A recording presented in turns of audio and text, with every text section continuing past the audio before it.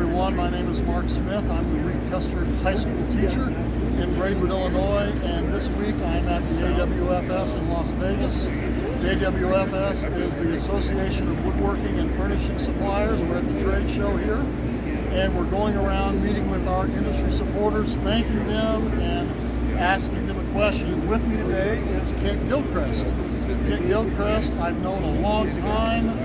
He was originally with Woodlinks USA, which I was involved in. He's now working with the WCA, the Woodwork Career Alliance. He's on the board, and he's also involved with Skills USA. And the WCA is a big supporter of mine, and we're going to ask Kent here a question. So the question is, Kent, why does the WCA support education?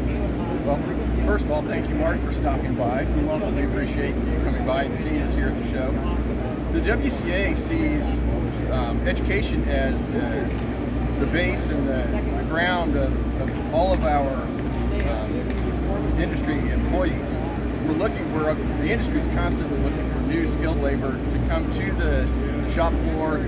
Eventually they may work up into the office, but we need to have them in the shop.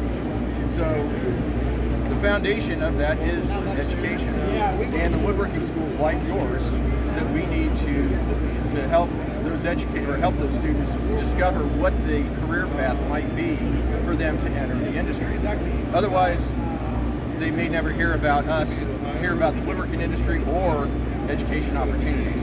So we rely on you heavily for that. Well, thank you for that, and really appreciate the WCA and what they do for education. They're a big help to us, and thank you, Kent, for all you've done. Have a great week. Thanks, everybody. Thanks.